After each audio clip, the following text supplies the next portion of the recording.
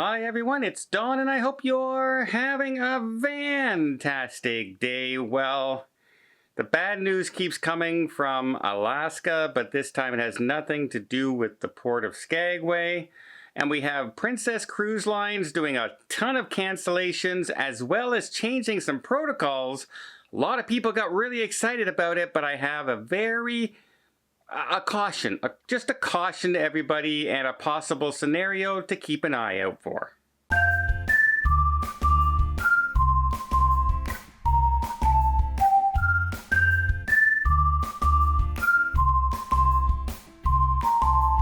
Unfortunately, a search has been called off in Alaska just off the coast of Juneau when a call went out that a person may have gone overboard from the MS Eurodam, Holland America's cruise ship, just off the coast of Juneau. They immediately launched a search. There was flares seen in the air, as well as then helicopters and Coast Guard boats came for the rescue. They searched for about 11 hours up and down the area where the film footage showed that the man went over looks like intentionally. And unfortunately has not been found, and they have already called off the search now after 11 hours in Alaskan waters. You're not floating out there for 11 hours, unfortunately. And it wasn't a passenger. It's another case of a crew member on board cruise ships, which it's devastating. It can have huge ripple effects through the entire ship and the community on board. And my condolences go out to family, friends, and everyone who worked with this gentleman. He was a 31-year-old gentleman. We hear about this all the time, and we know that cruise ships, it seems odd that you could be on a cruise ship with 600 to 1,000 crew members that you're working with all the time. But some jobs can be a very lonely job out there. You're away from your country, you're away from your family, you're away from your friends. And some people just don't have a community that they can reach out to, or don't make friends as easy on board. And then in some cases, you don't know that person's going through anything. They hide it very, very well. I've lived through that situation myself.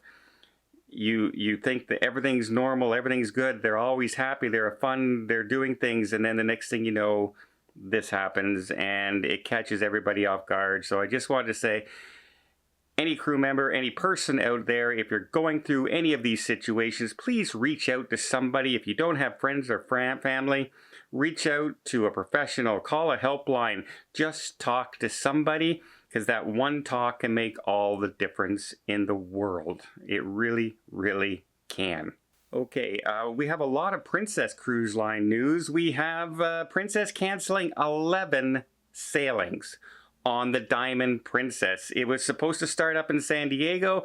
People were all excited that the Diamond Princess was coming, and its first 11 sailings has now been canceled. The Sapphire Princess and the Diamond Princess are the two cruise ships yet to be started up by Princess. They're citing it's nothing with the ship, it's nothing technical, it's staffing issues. They just don't have enough crew to provide the service now that there are more and more people heading back to cruise ships, and they want to keep providing the service.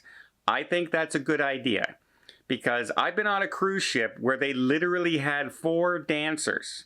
It's supposed to be a team of 8 to 10, and they had 4. And those poor dancers had to try and do all the numbers by themselves. And you try doing that for 6-month contract. Not a fun situation. Just even the entertainment value that way, the service to the people on board, if you're waiting longer for your food because they don't have enough waiters or enough cooks in the kitchen. I think that's a good move.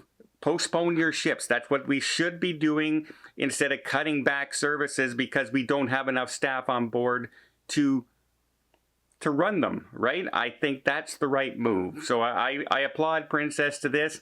It is disappointing if you had a cruise booked on that. They are offering you to price match and bring you over to other offerings that are out there, different ships like the Discovery Princess out there, the brand new ship. If you're unhappy with that, you can book another cruise and still get like an onboard credit, or you can just get a full refund as well. So I think they're doing a good job that way. It is disappointing, but I'd rather have the ships running with the service I'm expecting when I get on board than then coming up and saying, sorry, your meal's taking 2 hours, we just don't have enough staff. Oh, and by the way, that show's not going to run tonight because we don't have enough staff. Good job, Princess. I'd rather you do that than disappoint people on your ships. Now, speaking of Princess Cruise Lines, they have just changed their protocols, and a lot of people are really happy about it because they're saying you don't need to show proof of a test anymore. And that means I don't have to take a test, because if they're not going to ask for it, why should I take it? Well, I got a cautionary tale for you, but before I get there, let me just invite you to hit that subscribe button if you haven't done so already.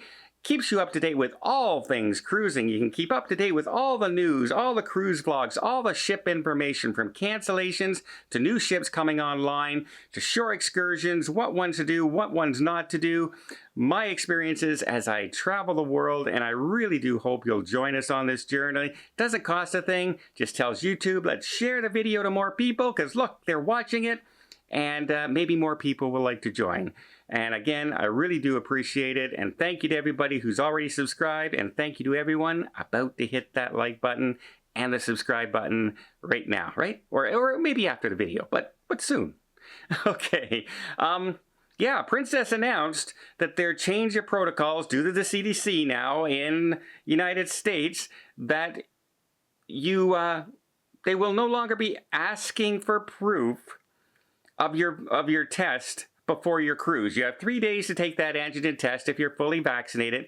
If you are unvaccinated, you still have to have that test when you show up. But what they are doing is saying that they are going to be asking you to show proof on the Medallion app and state in your declaration, your health declaration, that you have taken your test. Basically, what they're doing in Australia, same thing. They're going on the honor system. So you enter in the declaration, it shows on your record on the medallion. When you scan your medallion checking in, they say, oh, look, he says that he's taken his test, and in you go. And you don't have to show your card. Now, it does also state that you may be asked for proof when you get there. So, no, they're saying not everyone's going to be asked, but they are saying it's a possibility you could be asked. So if you're one of those people saying, well, maybe I'm going to save the $30 and I'm not going to do that COVID test on the way to the cruise, and that way I'm saving $30. And hey, if I have a family of 4, I'm saving $120. And then all of a sudden you get to the cruise port and they ask you for the proof and you don't have it. Are they going to deny you getting on board? Oh, I forgot it. Oh, sorry, we need to see it. That's what I don't like about the honor system kind of thing. You're either saying you don't need to have a test or you do need to have a test. None of this honor system and you may be asked thing. Now also do this. Your health declaration that you're doing when you're going on board is an official declaration, which means you are stating for a fact that you've had a COVID test before getting on board.